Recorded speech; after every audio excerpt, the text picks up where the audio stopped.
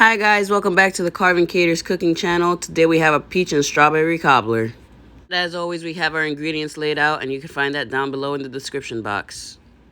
We're going to start off by taking our peaches, and I'm using frozen. If you guys have fresh, because they are in season, you guys can always use those.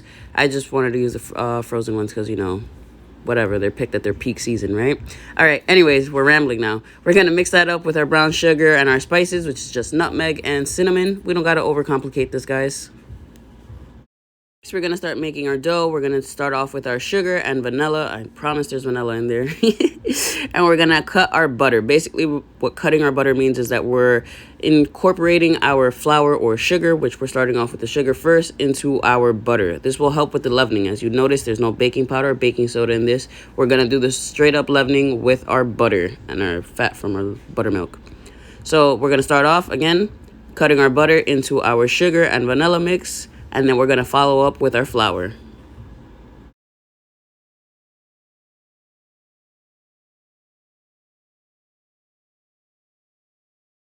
All right, and once we add our flour, we still want to have about pea-sized chunks of, flour butter mix. You want to have these large pieces just because, again, this is what's going to give you the leavening. And not only that, you get these nice, beautiful pockets of butter when you bite into them, and that's just delicious.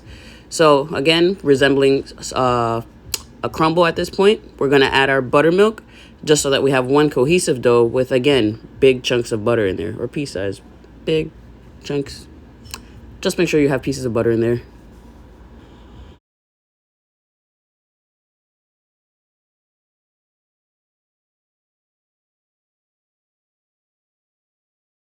Now, if you guys recall, last week I made some strawberry cheesecake, so I have that reserved over there. But back to the dough. What we're doing is we're tearing some pieces of our dough and we're sporadically laying them out. We want to be able to see the dish at the bottom just because we're going to put our strawberry preserves there. And if you guys need that recipe, you can just go to the previous video. If you need a recap on that, it's just sugar, strawberry puree, and strawberries with a little bit of passion fruit and lemon juice just because I love those flavors. So you already know we're getting nice and fruity here. And we're going to be laying those in between those pieces that I said, let's make sure we see the pie dish.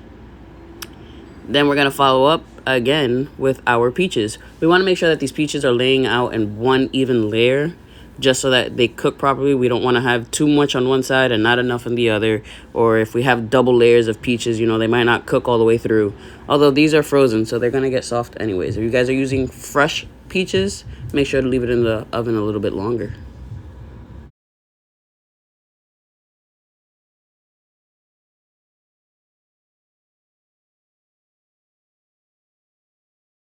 And once you guys are done laying out those peaches, make sure that you scrape off everything that you have in the bowl. You just developed all those flavors. Why would you get rid of them, right? So then we're going to finish off by topping the rest of our dough, again, sporadically, just because we want those even nice layers to pop up in between later. You want to make sure that you seed to the bottom, and if not, it is what it is. It makes a pretty picture, doesn't it?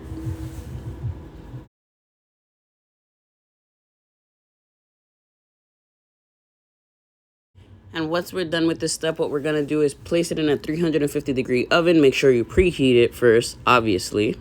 And if not obviously, then guys, always preheat your oven. 350 degrees for about 35 to 45 minutes, depending on your oven. This is our before. Nice, nice. And this is our after. You see how those juices just bubbled up over the side? We got nice chunks of butter there. Now, I'm going to be a little fancy and eat this with ice cream, but you guys can eat this with, whipped cream, or if you want to be extra fancy, take some fresh rosemary and just chop it over there, because strawberries and peaches with rosemary, who doesn't love that?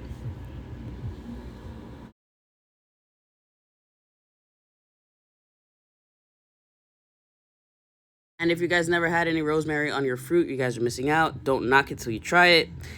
And I hope you guys enjoyed this video. And if you did, don't forget to hit like and subscribe. If you guys have any questions, concerns, or compliments, you can drop a comment down below or interact and see more on my Instagram. Thank you guys.